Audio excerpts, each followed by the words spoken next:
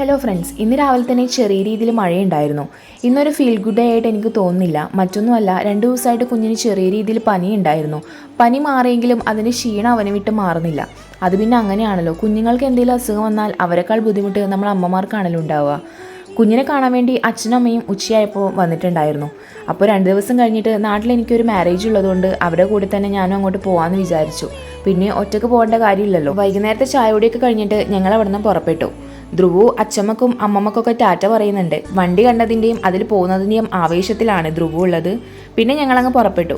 കുഞ്ഞിനെ കണ്ടാൽ പിന്നെ അച്ഛനും അമ്മക്കും പിന്നെ എന്നെ വലിയ കാര്യമൊന്നുമില്ല കേട്ടോ. അത് പിന്നെ അങ്ങനെയല്ലേ വരുള്ളൂ. അച്ചാച്ചനെയും അമ്മമ്മേനെയും കണ്ടപ്പോൾ പിന്നെ ധ്രുവുവിൻ്റെ ക്ഷീണമൊക്കെ മാറിയിട്ട് കുറച്ചു നേരം കഴിഞ്ഞപ്പോൾ അമ്മമ്മേൻ്റെ കയ്യിൽ നിന്ന് അച്ചാച്ചൻ്റെ മടിയിലോട്ട് ചാടി കേട്ടോ ധ്രുവു. ഇവിടെ അമ്മമ്മ കുട്ടിയാണെന്നുണ്ടെങ്കിൽ അവിടെ ഇവൻ അച്ചാച്ചൻ കുട്ടിയാണേ. അങ്ങനെ ഒരു 1.5 മണിക്കൂറിൻ്റെ യാത്രയ്ക്ക് ശേഷം ഞാൻ എൻ്റെ നാട്ടിലെത്തിയട്ടോ. ഇതാണ് ഞങ്ങളുടെ നാട്. ഞങ്ങളുടെ നാടിൻ്റെ ഭംഗി കൊണ്ടാണെന്ന് അറിയില്ല, ഇവിടെ വൈകുന്നേരങ്ങളിൽ ആൾക്കാരുടെ ഒരു തിരക്ക് തന്നെയാണ് കേട്ടോ. ഫോട്ടോസ് എടുക്കാനും വീഡിയോസ് എടുക്കാനും ഇതിൻ്റെ ഭംഗിയൊക്കെ ആസ്വദിക്കാനായിട്ട് ഒട്ടനവധി ആൾക്കാർ ഇവിടെ എത്താറുണ്ട് കേട്ടോ. ഇനി വരും ദിവസങ്ങളിൽ ഇവിടുത്തെ ഭംഗിയൊക്കെ നിങ്ങൾക്ക് ഞാൻ കാണിച്ചു തരാം. അങ്ങനെ ഞങ്ങൾ വീട്ടിലെത്തിയേ.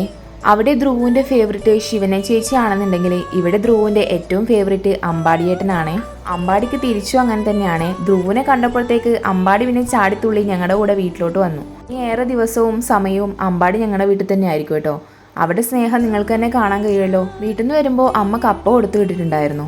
ഇവിടെ വന്നപ്പോൾ നല്ല കക്കക്കറി ഉണ്ടായിരുന്നു, അയില പൊരിച്ചതും. അതൊക്കെ കൂട്ടി പിന്നെ ഞാനൊരു പിടുത്തം പിടിച്ചു. അപ്പോൾ ഇന്നത്തെ വിശേഷങ്ങൾ ഇത്രയൊക്കെ തന്നെ കേട്ടോ. ചാനൽ ആദ്യമായിട്ട് കാണുന്നവരാണെങ്കിൽ ഒന്ന് സബ്സ്ക്രൈബ് ചെയ്യണേ.